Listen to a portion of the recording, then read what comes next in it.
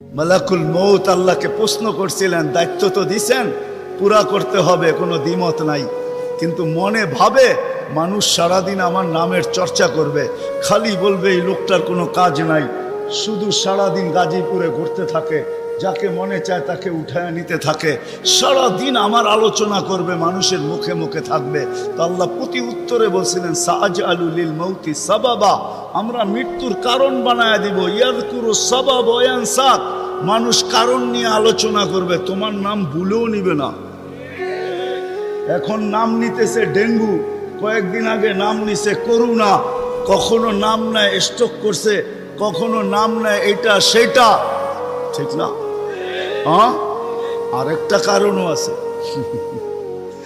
শুধু নবীজির দিকে তাকায়, এই উম্মতের জন্য আল্লাহ এটা করছেন, এই উম্মতের জন্য। এই উম্মতকে আল্লাহ আখেরাতে শাস্তি দিতে চান না। হায় হায়, উম্মত যদি নবী চিনত।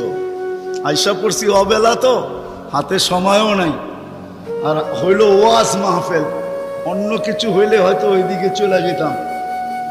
নবীজি শুনানের